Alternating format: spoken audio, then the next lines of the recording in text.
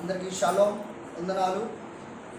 మనం చక్కగా ఈరోజు బైబిల్ పాఠం ఏంటంటే రక్షణ గురించిన సువార్త. అంటే సువార్త వల్ల మనిషి రక్షింపబడుతుండు. అలాగనే ఎలా రక్షణ, ఏంటి రక్షణ అంటే వాక్యము రక్షణ, వాక్యం పట్ల విశ్వసించడం రక్షణ. ఒకసారి చదువుతున్నాయి రోమపత్రిక 1వ అధ్యాయం 16వ వచనం.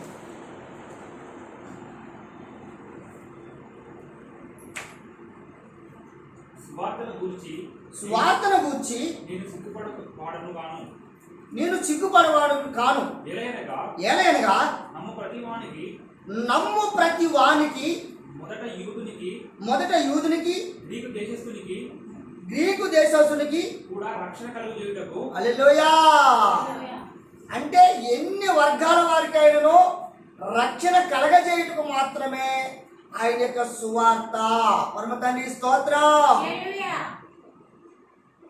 అందుకు మీకు ప్రతి విషయంలో మనం చెప్పేది ఏంటంటే అసలు రక్షణ ఏంటి ఫస్ట్ చదువుకుందాం ఒకసారి. నేను చదువుతున్నా చూడండి. ఇక్కడ అంటున్నా రక్షణను గూర్చి అనేక చిత్రాలను వాటి ప్రత్యేకతలతో ఎలోహిము చూపించాడు. చిత్రాలుగా చూపించాడట. అది ఎలా చూద్దాం. ఈ వాస్యం రక్షణ మూడు విధాలు ఉన్నాయి. ఇక్కడ మూడు చదువుకున్నా ఏంటంటే మీరు గుర్తుపెట్టుకోవాలి. ఒకటి రక్షణ, ఒకటి విమోచన, ఒకటి నీతి. ఈ మూడు విషయాల్లో మనము ఫస్ట్ మొట్టమొదటిగా రక్షణ అట, రెండవది విమోచన అట, మూడవది నీతి అంట. ఈ మూడింటి యొక్క విషయంలో గ్రీక్ పదంలో ఒక మాట తెలియపరచడు. రక్షణ గ్రీక్ భాషలో నుండి చెప్పబడే మాట ఏంటంటే సోటీరియా అనే అటువంటి పదము బైబిల్ నుండి తెలియపరచబడుతుంది. ఈ బైబిల్ నుండి చెప్పబడుతున్నటువంటి మాట సోటీరియా అనే అటువంటి మాట అనగా విడుదల. ఏంటమ్మా? అనగా విడుదల. ఏంటి ఆ విడుదల?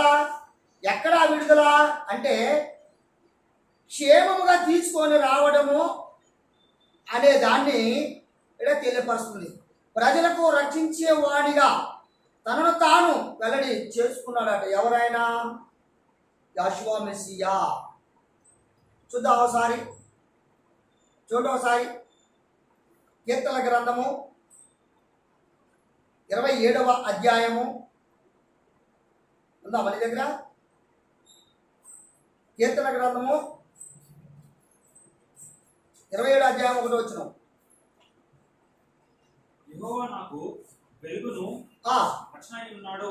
యావే నాకు వెలుగును రక్షణయై ఉన్నాడు. పరమ తండ్రి స్తోత్రం. చాలు. ఇప్పుడు ఇక్కడ మనం బాగా గమనించాలా. యెహోవా అనగా యావే. ఈ యావే అనేటువంటి ఆయన ఎలా ఉన్నాడంట? వెలుగుగా ఉన్నాడంట. అవునా కదా? వెలుగుగా ఉన్నాడట. వెలుగేంటి అసలు? ఎలుగెట్ట అవుతుడు? యెహోవా తండ్రి ఎలుగెట్ట అవుతుడు? యావే తండ్రి ఎలుగెట్ట అవుతుడు అంటే ఆది వాక్యము దేవుని అయితే దేవుడు వాక్యమే ఉన్నాడు. అవునా కాదా? ఈ వాక్యము యోహాను సువార్త 2-3 వచనాలు ఏమన్నాడంటే మనుషులకు వెలుగై ఉండి అన్నాడు. లోకమునకు వెలిగింపబడ్డటువంటి వెలుగు అనమాటేనా. యావే తండ్రి వెలుగు అంటే ఆయన ఏమైనట? వెలుగు, రక్షణార్థమైనటువంటి వెలుగు అట. వెలుగు రక్షించేవాడట. వెలుగుగా వచ్చినటువంటి వాడు రక్షించేవాడట. వెలుగు అంటే ఉదాహరణకి ఇప్పుడు ముందు చీకట్లో నడిచే వారికి ఏది అవసరం? వెలుతురు అవసరం. అవునా కదా? చీకట్లో నడిచే వారికి వెలుతురు అవసరము. ఆ వెలుగు యావే అనబడినటువంటి వాక్యము ఈ లోకములో మానవులకి మార్గము, మనుషులకు మార్గము. అందుకొరకు తెలియపరచబడినటువంటి ప్రతి మాట ఇంకో అందులోనే కీర్తన గ్రంథంలో ఉన్న 88వ అధ్యాయము 1వ వచనం కూడా చదవండి. 88 1వ వచనం.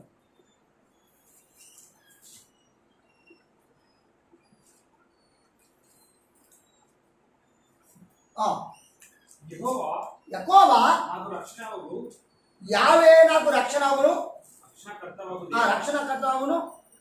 రాత్రి వేళ నేను నీ సన్నిధిని మొరపెట్టును. హల్లెలూయా. రక్షణ విషయంలో ఏది చేస్తారటమ్మా? దావీదు అంటున్న మాటలు ఇక్కడ బాగా గమనించాలి మనం. ఇక్కడ రాత్రి వేళ నేను నిన్ను మొరపెడుచున్నాను. ఎందుకట? ప్రభువా నా రక్షణకర్త, నేను చీకట్లో ఉన్నాను, అనగా నీ శ్రమలో ఉన్నాను, అయినా నేను నష్టంలో ఉన్నాను, నేను బాధలో ఉన్నాను, ఇదిగో నిన్ను మొరపెడుచున్నాను, నన్ను రక్షించుము. పరమతండ్రి స్తోత్రం. ప్రతి మనిషి ఏం చేయాలంట? మందిరంకి రావాలి అంట, మందిరంలో మొరపెట్టాలంట. అవునా కాదా? ఇంటి దగ్గర ఏం చేయాలంట? ఇంటి దగ్గర ఉన్నప్పుడు ఏం చేయాలంట? రాత్రి వేళ మొరపెట్టాలంట. అంటే ప్రతి వారము ప్రతిరోజు మందిరం కొత్తగా రాము, కానీ మన ఇంట్లో ఒక ప్రాంతం, అంటే ఒక గదిలో ప్రత్యేకమైనటువంటి కొంత స్థలాన్ని ప్రార్థన స్థలంగా ఎంచుకోవాలన్నట. మనం సింగారు ప్రార్థన స్థలంగా ఎంచుకోవాలన్నట. ఎప్పుడైతే ప్రార్థన స్థలంగా ఎంచుకుంటామో అప్పుడు మనము ఆ మందిరంలో, అంటే యావే సన్నిధిలో మనము మొరపెడుచున్నామని మనం ఆయన గుర్తెరుగుతుండో.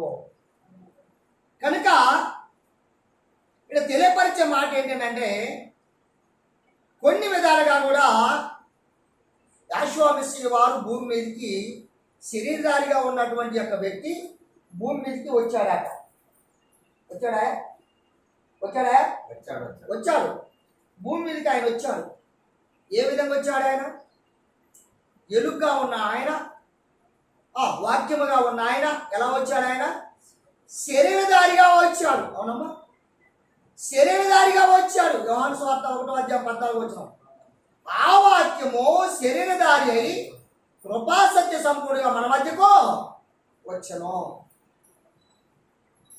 ఆ వాక్యము శరీరధారి అయి కృప ఇచ్చుటకును, అంటే నిన్ను రక్షించుటకును, నిన్ను నడిపించుటకును, నిన్ను బ్రతికించుటకును, నిన్ను క్షేమంగా ప్రతి విషయంలో చూసుకున్నట్టుకును ఆయన శరీరధారిగా భూమి మీదకి వచ్చెను. వచ్చాడా లేదా? వచ్చెను. అందుకు మనం ఏం చేయాలి?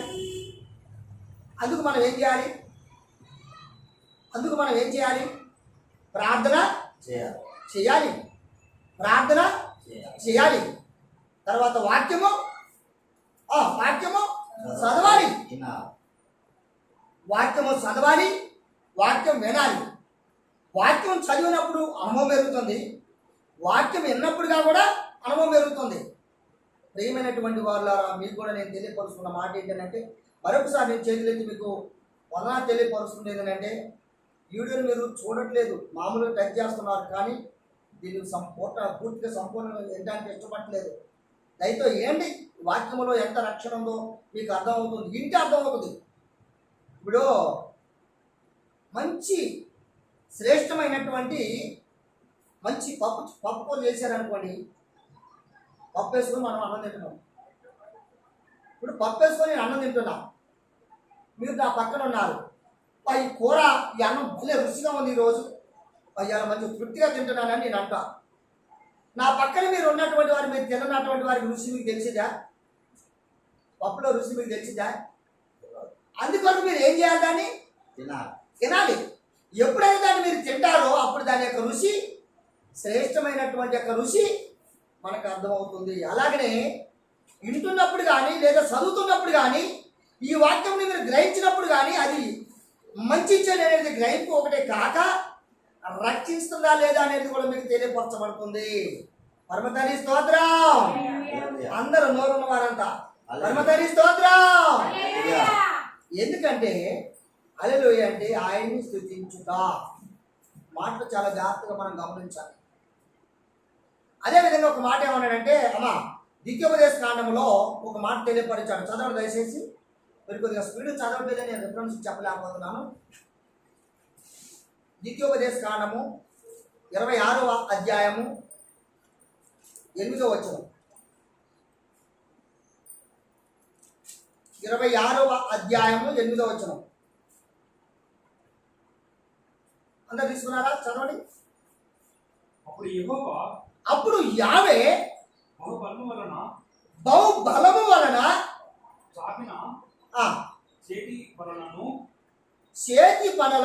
మహాభయము వలనను ఆ సూచక క్రియల వలనను మహత్కార్యముల వలన ఐగుప్తులో నుండి మనల్ని రప్పించి హల్లెలూయా ఏం చేశాడట? ఆయన బహుబలము చేత, అవునా, బహు ప్రభావము చేత, ఆయన యొక్క మహిమ చేత ఏం చేశాడట? మహత్కార్యములు చేయించాడట. ఎవరితో చేయించాడు చెప్పండి? ఆ ప్రజల్ని విడిపించాలంటే ఎవరు పంపాడు ఆ ప్రజల దగ్గరికి? యావే తండ్రి పోయాడా? అయ్యా అమ్మలారా పైకి అందరు లేపండి. యావే తండ్రి స్వయంగా ఆయన పోయాడా? ఎలా పోయాడు? ఎవరు పోయారు? వారు విడిపించడానికి ఎవరు పంపాడు? మోసేను పంపించాడు. మోసేకి ఇచ్చినటువంటి ఏంటంటే మహిమనిచ్చాడు, రక్షణ ఇచ్చాడు, స్వస్థత ఇచ్చాడు, విడుదలిచ్చే మార్గాన్ని ఇచ్చాడు. పరమతండ్రి స్తోత్రం. ఒక సేవకుని దగ్గర నీ వాక్యం వింటున్నావంటే నీకు రక్షణ రావాలి, లేక నువ్వు మార్పు చెందాలి. కనుక ఇక్కడ చెప్పబడినటువంటి మాట సుమారు ఐగుప్తు దేశమునకు యాకోబు కుటుంబం వెళ్ళినప్పుడు 75 మంది మాత్రమే ఉన్నారు, 70 మంది మాత్రమే ఉన్నారు. కానీ మోసే విడిపించే నాటికి 430 సంవత్సరాల తర్వాత ఆ 70 మంది ఎంతమంది అయ్యారో తెలుసా? ఎంతమంది అయ్యారమ్మా? 6 లక్షల గర్భాలు. చూసారా? 70 మంది 6 లక్షలు అయ్యారట. ఎన్ని వందల తర్వాత? 430 సంవత్సరాల తర్వాత నాటికి 6 లక్షల మంది అయ్యారట. అయినామా? 6 లక్షల మందిని ఆయన బహుబలము చేత, బహు మహిమ చేత, ఆయన కార్యముల చేత మోసే ద్వారా విడిపించాడట. పరమ తండ్రికి స్తోత్రం. ఏమో నిర్మలమ్మా చిల్లాడు పెట్టు. బర్రె వచ్చిన దాకా పాలు పోతాయా, పాలు పిండుతాయా, నేను తొందరగా ఇదయ్యా అదయ్యా అన్నట. బర్రె వచ్చిందంట. బర్రె వచ్చిన సందర్భం చెప్తున్నా, అది కాదు నేను మామూలు మీకు ఉపమానం అదే ఒక చిత్రాన్ని చెప్తున్నా. బర్రె వచ్చిన తర్వాత అమ్మా ఎందుకు రాలేదురా చర్చికి? అయ్యగారండి ఒకటే పని ఒకటే పని ఒకటే పని. ఏం పని అట? ఏది వచ్చింది కదా మరి దాని యొక్క అంతా శుభ్రం చేయాలి, పాలు పెట్టాలి, తర్వాత తర్వాత దాన్ని మేపాలి, కొద్దిగా గడ్డి తేవాలి, దానికి వేయాలా, టైం అయింది అయ్యా. అప్పుడేమను అయ్యగారు నాకు ఏమీ లేదు అయ్యా, నాకు ఓ పాడిపోయి గేదెలు కొనుక్కుందాం అనుకుంటున్నా, పాడి వ్యాపారం చేసి బతుకుదాం అనుకుంటున్నా. అప్పుడు కానీ దేవునికి ఉపయోగపడతా. ఏ విధంగా ఉపయోగపడతాడట? దేవుని యొక్క పాలన వచ్చేటువంటి కానుక ద్వారా ఉపయోగపడతా, ప్రార్థన శ్రమ మంచి వేలిచ్చినందుకు ప్రార్థన ద్వారా ఉపయోగపడతా, ఇంకా దాని ద్వారా వచ్చిన ఫలితం డబ్బుల ద్వారా కూడా ఉపయోగపడతా. దానికి బదులు ఇంకా మీకు సపోర్ట్గా మీకు ప్రార్థన ద్వారా ప్రార్థన కూడా నేను ఉపయోగపడతా అని చెప్పిందట. చెప్పిన వాగ్దానం ఏమైపోయింది? ఎందుకని? పని అయిపోయింది. కనుక ఉన్న బైబిల్ చదవ. నా దగ్గర ఏదో 33 పెట్టుకున్నాని మీరు పెట్టుకోబాకండి దయతో. కనుక ఎక్కడో చోట మనం వ్యర్థమైపోతాం. మరొక మాట చదువుకున్నాను ఇక్కడ. 3 విధాలు చెప్పినటువంటి మాటకు ఒక విధానము రక్షణ గురించి ఇప్పుడు మనం చదువుకున్నాం, అవునంటారా? దాంట్లో 3 విధాలు ఇప్పుడు చదువునాను. మళ్ళీ ఇప్పుడు చదివినటువంటి మాట ద్వితీయోపదేశ కాండం 16:8.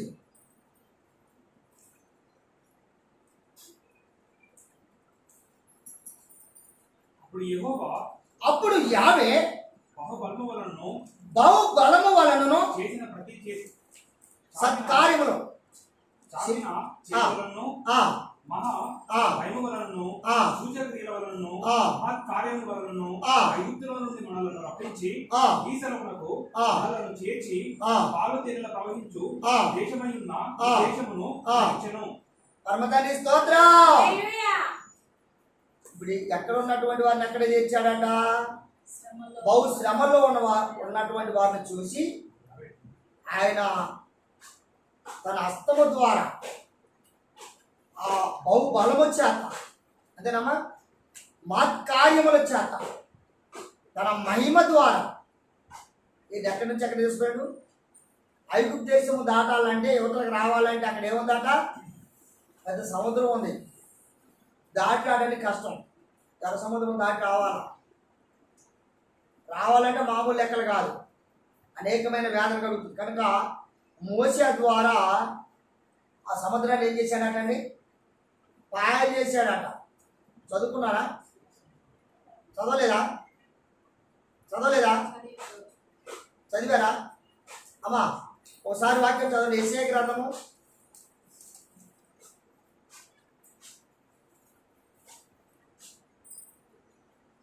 51:23.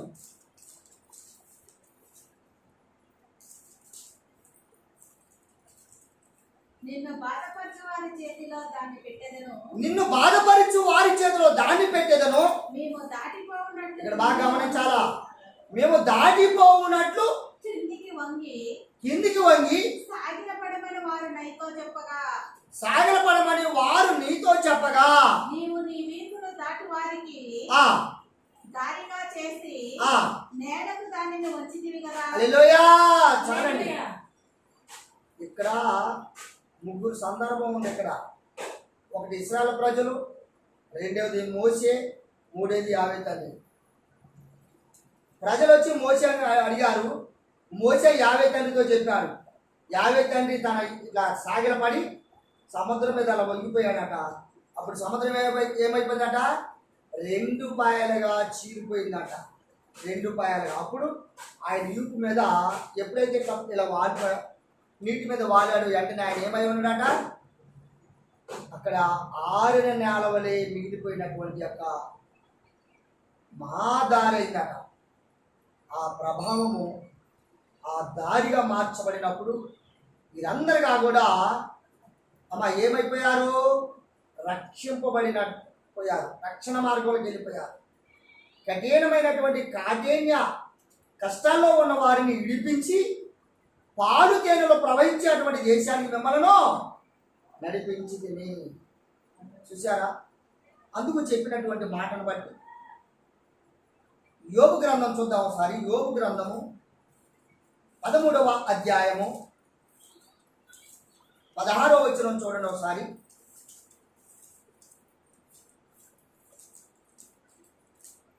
ఇదియో నాకు రక్షణార్థమైనదగును.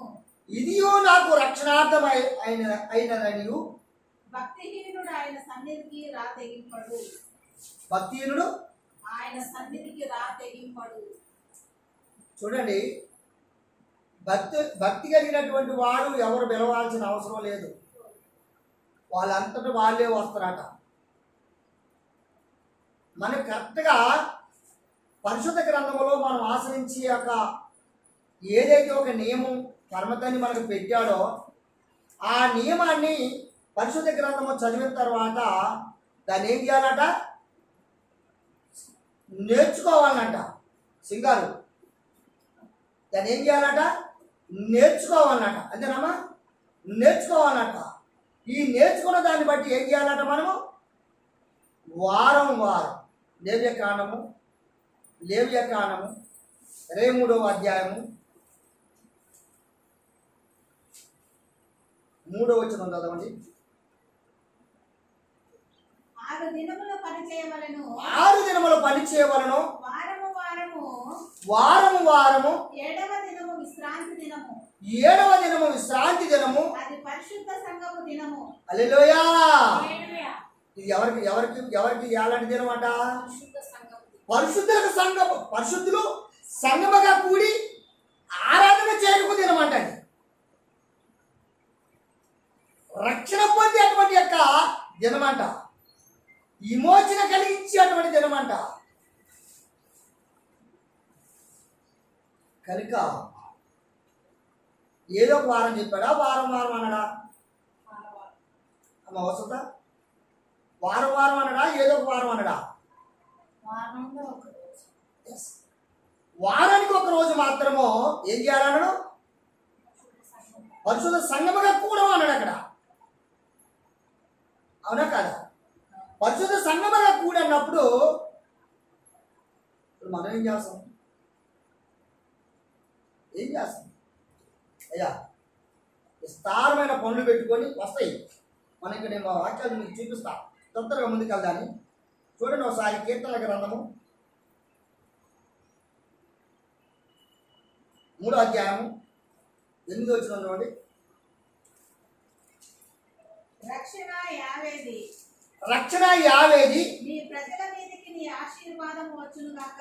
నీ ప్రజల మీదకి ఆశీర్వాదం వచ్చునుగాక. అయిపోయిందమ్మా, 8వ వచనం లాస్ట్ కదా, కరెక్టే. 5వ వచనం చదవము ఒకసారి. యావే నాకు ఆధారము, యావే నాకు ఆధారము, కావున నేను పండుకొని నిద్రపోయి మేలుకొందును. 10,000 మంది దండెత్తి నా మీదికి వచ్చి మోహరించినను నేను భయపడను. హల్లెలూయా. ఇప్పుడు నేను ఎక్కడ ఉన్నాడో ఇప్పుడు చెప్పండి మీరు.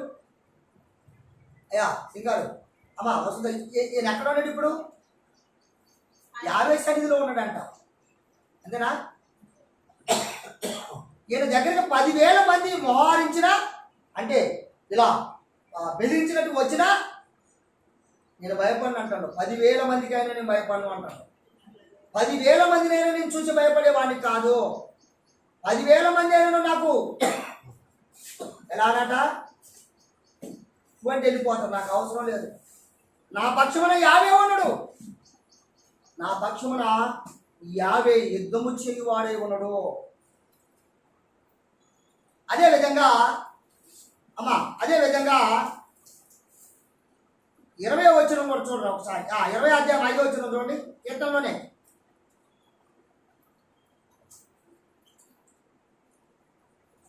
20వ అధ్యాయం 5వ వచనం.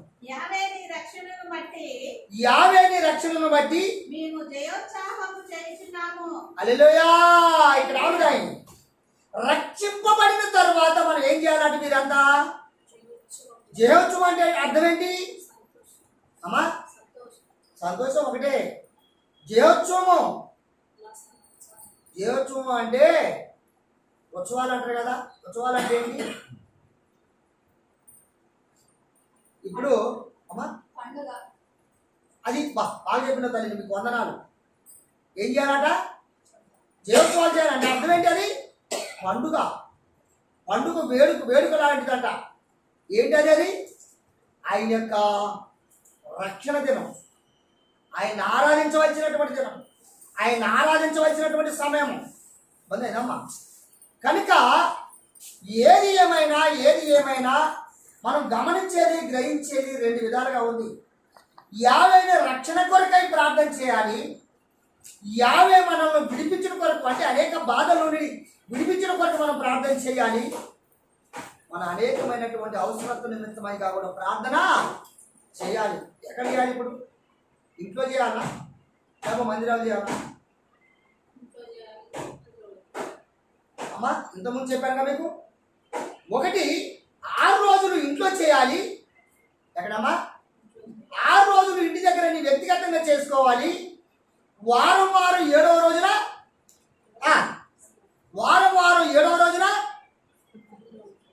సమాజ మందిరములో పరిశుద్ధ సంఘముగా కూడాలన్నట. పరమతండ్రి స్తోత్రం. ఎప్పుడైతే మనం పరిశుద్ధ సంఘముగా కూడతామో అప్పుడు ఏమొస్తుందట? రక్షణ వస్తుందట. ఇక్కడ చదువుకున్నాము మనం. ఇప్పుడు ఇక్కడ రక్షణ వస్తుందంట. తర్వాత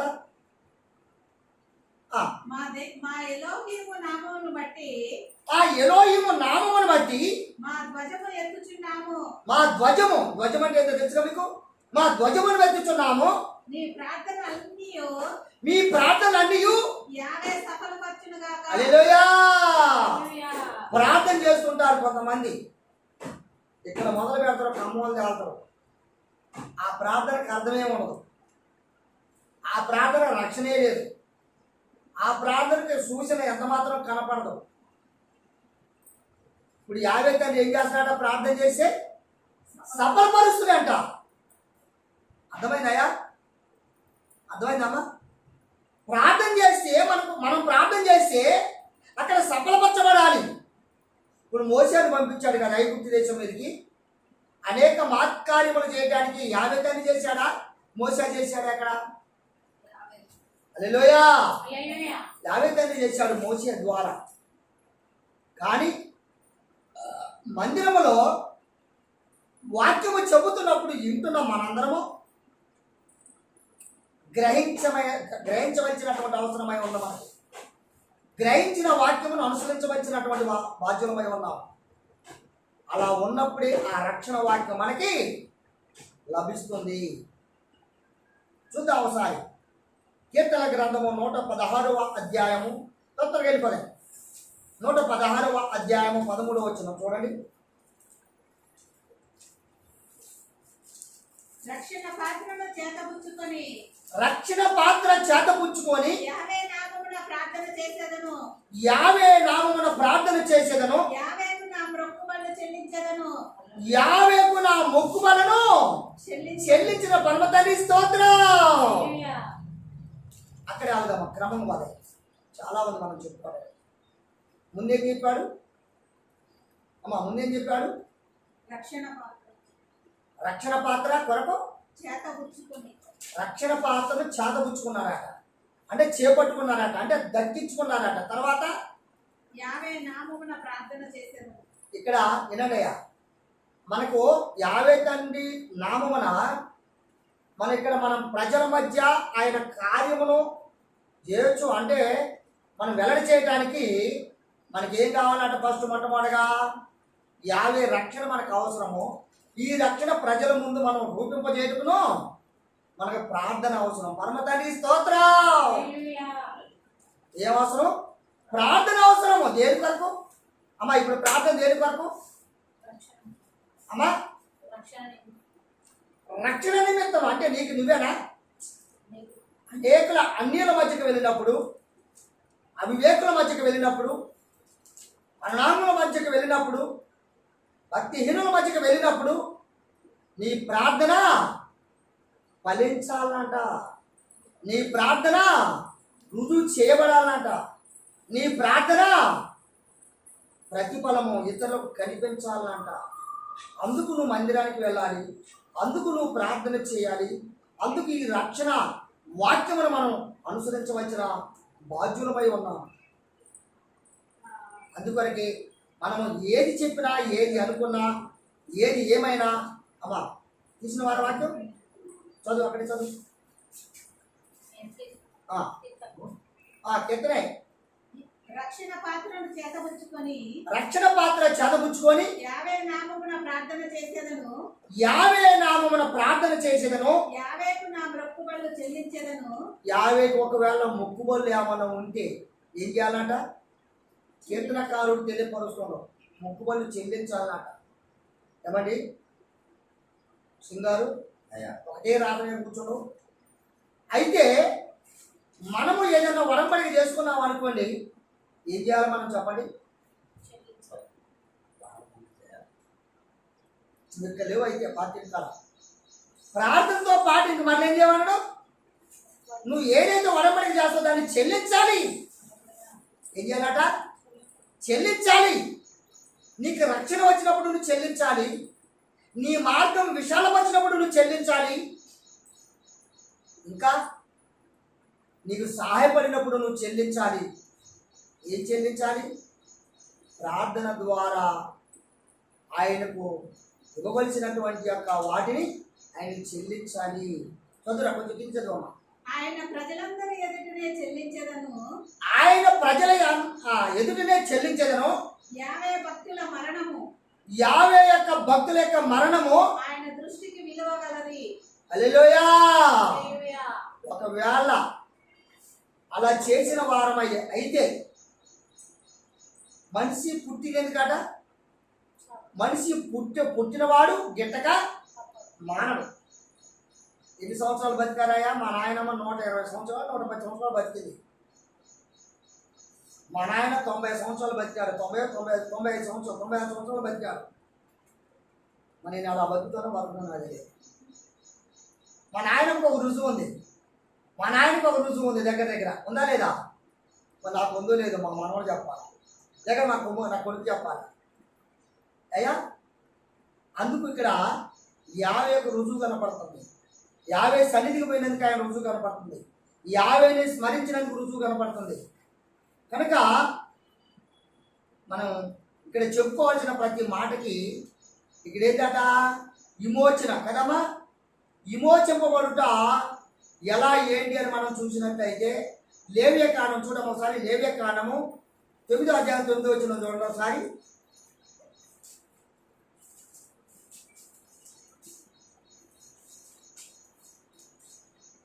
అహరోను కుమారులు దాని రక్తమును అతని యొద్దకు తేగా అతడు ఆ రక్తంలో తన వ్రేలు ముంచి బలిపీఠము కొమ్ముల మీద దాన్ని చమిరి బలిపీఠము అడుగున ఆ రక్తము పోసెను. చాలు. ఇక్కడ ఏం చేశారట? అహరోను కుమారులు మందిరంలో ఏమి అర్పించారట? పశువుల యొక్క రక్తం అర్పించారు. దాన్ని ఏమంటారంటే విమోచన సమాధాన ప్రార్థన అంటారు. దాన్ని సమర్పణ అంటారు. ఏంటండి అయ్యా? విమోచన కొరకు సమర్పణ అనమాట. అది సమర్పించటం. మరి దావీదు ఏం చేశాడు? మరి ఈయనైతే అహరోను యొక్క కుమారులైతే ఇలా చేశారు పశువులు కోసి. మరి దావీదు ఏం చేశాడు? 141వ అధ్యాయము 1వ వచనం. యావే నేను నీకు మొరపెట్టుచున్నాను, నా యొద్దకు త్వరపడి రమ్ము. నేను మొరపెట్టగా నా మాటకు చెవియొగ్గుము. నా ప్రార్థన ధూపం వలెను. నేను చేతులు ఎత్తుట సాయంకాలము నైవేద్యము వలెను. హల్లెలూయా. ఇప్పుడు అయ్యా అహరోను కుమారులు ఏమర్పించారు? దావీదు ఏమర్పించాడు? ఇప్పుడు అయ్యా వినండి. దావీదు అర్పించింది ఏంటి?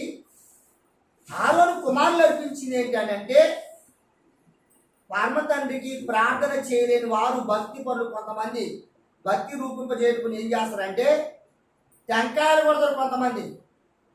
కొంతమంది ఊదిబస్తీని ముట్టెత్తుంటారు. కొంతమంది ఏం చేస్తారు? మొక్కుబళ్ళు చెల్లిస్తారు. కొంతమంది ఏం చేస్తారు? ప్రార్థన చేస్తారు. కొంతమంది ఏం చేస్తారు?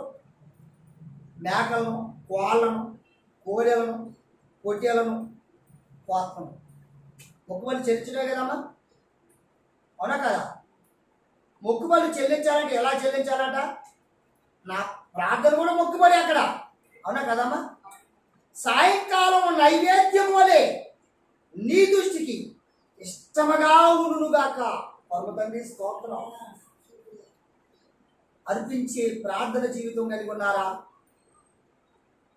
అర్పించే ప్రార్థన జీవితము ద్వారా రక్షణ పొందుటకు ఇష్టపడుతున్నామా? అమ్మా, నీ కుమారుల కొరకు ప్రార్థన చేయాలి. చదువుతున్నారా? ప్రార్థన చేయాలి. అట్టి ప్రార్థన నీకు రుజువు కావాలి. మోసే ప్రార్థన చేసినప్పుడు, మోసే విమోచింపబడినప్పుడు, మోసే ద్వారా ప్రజలు విమోచింపబడినప్పుడు మన కుటుంబం విమోచింపబడదా? మన కుటుంబం రక్షణ రాదా? ఏమా కొని నేను ప్రార్థన చేస్తున్నానంటే నా భార్య రక్షణ పొందదా? రక్షణ రాదా? కొని స్త్రీలు ప్రార్థన చేస్తే సంతానానికి మార్పు రాదా? మార్పు రావట్లేదంటే కారణం మార్పు రావట్లేదంటే కారణం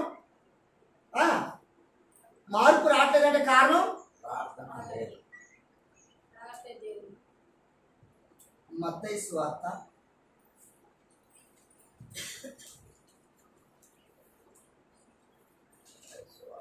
9వ అధ్యాయం మొదటి నుంచి చదవండి. తర్వాత ఆయన దోణి ఎక్కి అమ్మా ఏముంటుందంటే, ఈ ప్రజలు తమ పెదవులతో నన్ను కనపరుచురు కానీ 15 వచ్చినా అంత కింద చూడండి.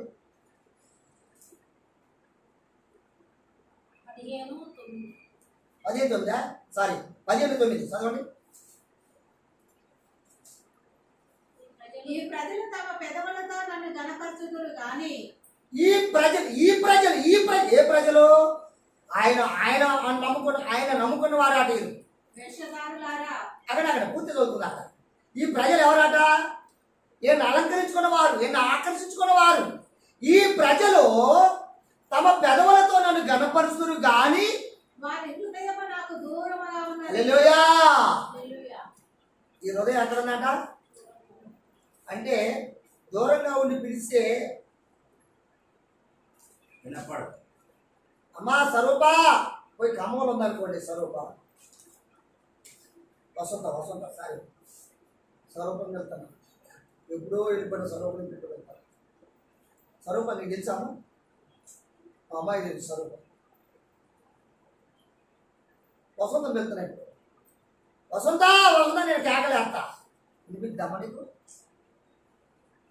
కానీ దూరంగా ఉండి కేకలేస్తలేదు. దూరంగా అంటే అర్థం ఏంటి? ఆయన భక్తిలో కాదు, వెలపలో ఉండేవారని అర్థం. ఆయనకి భక్తిలో ఉన్నవారు కాదు, మీరు పెదాలతో కనపరిచేవారని అర్థం. నాలుకాస్తం వీళ్ళు ప్రస్తుతం మాత్రమే పెదాలతో చెప్పేవారు అనమాట. వారి హృదయం దూరంగా ఉన్న మనుషులు కల్పించిన పద్ధతులు దైవోపదేశములని బోధించుతూ అబ్బో ఏం చేస్తారట? దైవోపదేశములని బోధించడం మొదలుపెట్టారట. వారు నన్ను వ్యర్థముగా ఆరాధిస్తున్నారు అని యెషయా మిమ్మల్ని గూర్చి ప్రవచించిన మాట సరియే అని వారితో చెప్పి జన సమూహములను పిలిచి మీరు విని గ్రహించుడి. నోట పడినది మనుష్యుని అపవిత్రపరచదు గాని నోట నుండి వచ్చినది మనుష్యుని అపవిత్రపరచునని వారితో చెప్పెను. హల్లెలూయా. చూసారమ్మా, ప్రజలు మీకు ఏం చెప్పాడు? హృదయాన్ని మార్చండి, మీ హృదయాన్ని సమర్పించండి అమ్మా, మీ హృదయంతో నన్ను స్మరించండి అని చెప్పాడే తప్ప కోడెల్ని, పొట్టేళ్లను, తర్వాత టెంకాయలను, ఊది పొలాలను, ఇంకా అదే టెంకాయలు, కొబ్బరికాయలే, ఇవన్నీ సమర్పించుట భక్తి అంటారా అని బైబిల్ చెప్తుంది. కాదని సమర్పించి అటువంటి వాటికి కూడా దావీదు నేర్పిన దాన్ని బట్టి మనము రక్షణార్థమైనటువంటి జీవితంలోకి మనము రావాలన్నట. చూద్దాం ఒకసారి రోమపత్రిక తొందరగా వెళ్తాం. రోమపత్రిక 3వ అధ్యాయం 24 వచ్చిన చూడండి.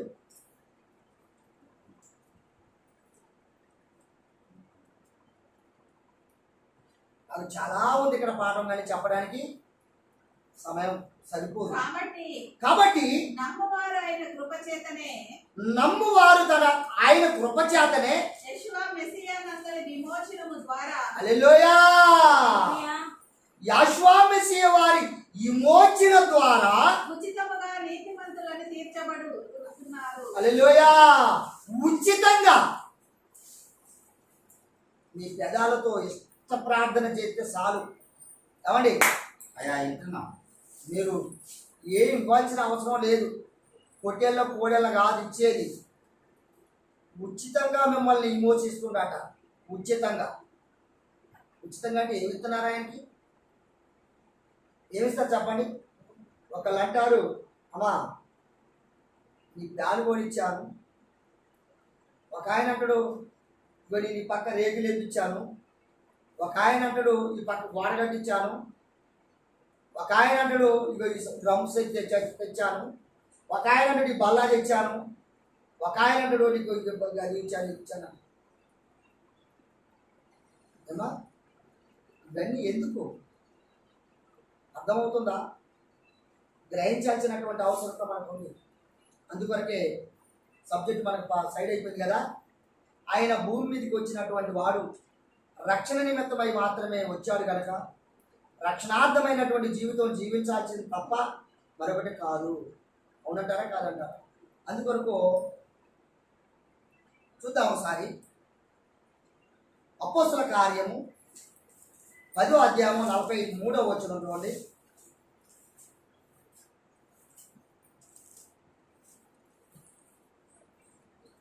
ఆయన యందు విశ్వాసం ఉంచువాడెవడో ఆయన యందు విశ్వాసము ఉంచువాడెవడో వాడు ఆయన నామము మూలముగా పాప క్షమాపణ పొందునని ప్రవక్తలందరూ ఆయన గూర్చి సాక్ష్యం ఇచ్చుచున్నారని. హల్లెలూయా. ఏంటండి ఆయన నామమును మీరు ఎంతమంది వెలుగున్నారు? ఏంటి ఆయన నామం చెప్పండి? ఏంటి ఆయన నామం? మీరు చెప్పండి అమ్మా, ఆయన నామం ఏంటి చెప్పండి? తెలియదా? ఆయన నామం ఏంటి? రక్షణ. యేసు అంటే రక్షణ. కనుక ఇంకా నేర్చుకునే మార్గంలో ఉండటం కాదు, నేర్చుకున్న దాన్ని ఉపయోగించేలా ఉండాలి మనం. చూద్దాం ఒకసారి ప్రకటన గ్రంథం 19వ అధ్యాయము 13వ వచనం. అంశం అంతా మారిపోతుంది అసలు. రక్తములో ముంచబడిన వస్త్రము ఆయనకు ధరించుకొని ఉండెను. రక్తములో ముంచబడినటువంటి వస్త్రం ఆయన ధరించుకొని ఉండను. మరియు ఎలోహిము వాక్యము అను నామము ఆయనకు పెట్టబడి ఉన్నది. ఏంటండి? వాక్యం అనే నామం అంట. అవునా? ప్రార్థన చేయండి, ఆ ప్రార్థన చేయండి, ఆ ప్రార్థన అసలు ఎక్కడ ఎత్తులో ఏమెత్తులో తెలవదు అమ్మా. పరిశుద్ధ గ్రంథంలో ఇక్కడ ఈ బైబిల్లో యేసుని మాత్రం ఒక చోట కొన్ని చోట కనపడతారు తప్ప అసలు హీబ్రూ బైబిల్లో అసలు ఉండదు. ఈ బైబిల్ హీబ్రూవా తెలుగా చెప్పండి? ఇప్పుడు ఈ బైబిల్ అమ్మా హీబ్రూ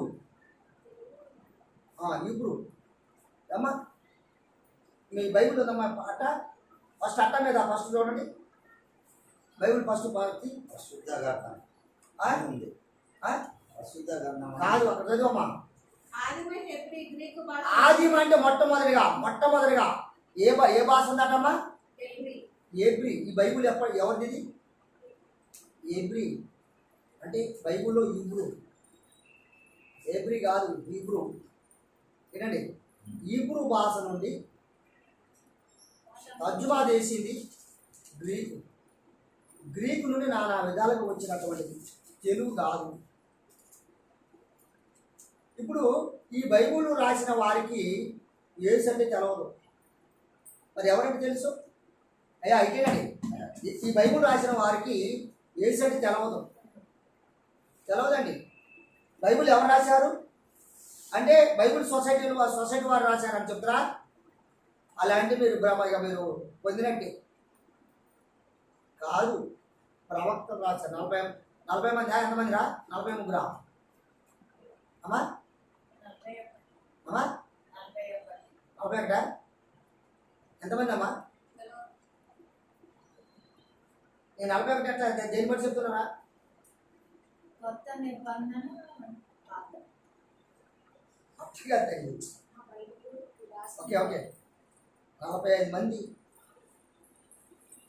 ప్రవక్తలు రాసినటువంటి వారు. ప్రవక్తలు అంటే ఏంటి మరి? ప్రవక్తలు వేరు, బైబిల్ గ్రంథం రాసిన రచయితలు. వాళ్ళు పరిశుద్ధులుగా. తర్వాత నేను చెప్తాను. అయినప్పుడు మనం ఎక్కడ ఆగిన? ఇప్పుడు ఇక్కడ మనం ఎక్కడ ఆగిన? యేసు అంటే నామం. ఇప్పుడు ఎన్ని పోగొట్టుకుంటాం మనం ఇక్కడ? స్వార్థ. మనం ప్రారంభించిన స్వార్థే కదా. ఏ స్వార్థ అంటే రక్షణ స్వార్థ. రక్షణ స్వార్థలో ఏం పోగొట్టుకుంటున్నాం? నామం పోగొట్టుకుంటున్నాం. దాంట్లో 3 ఉన్నాయి అట్లా. ఏంటి ఆ 3 అంటే? ఒకటి రక్షణ, ఒకటి విమోచన, ఒకటి నీతి. ఇప్పుడు రక్షణ అంటే ఏంటి చెప్పాను కదా కొన్ని విషయాలు. రక్షణ అంటే అపాయంలో ఉన్న వారిని అంటే రప్పించడం చెప్పుకుంటూ వచ్చాం కదా, చెప్పామా? మళ్ళొకసారి వింటారా? గ్రీక్ బైబుల్ ఏముంది అంటే చాటీరియా. చాటీరియా అనగా విడుదల, శ్రమలో ఉన్న వారిని విడుదల, బాధల్లో ఉన్న వారిని విడుదల, మరణములో ఉన్న వారిని విమోచింపజేయుట. అమ్మా, ఇలా ఉన్నటువంటి వాటిని లో నుండి పడుటయే రక్షణ వాక్యము, రక్షణ సువార్త. ఈ రక్షణ సువార్త వెలిగిన మనము దానిలో ఇప్పుడు మొత్తం టోటల్గా 3 విధాలుగా చెప్పుకోవడం జరిగింది. ఒకటి రక్షణ, ఒకటి విమోచన, ఒకటి నీతి. అమ్మా, విమోచింపబడిన ఎక్కడ చదువుకున్నాం మనం? ఐడియా ఉందా? ఇప్పుడు మీరు చదివారు చాలు తల్లి.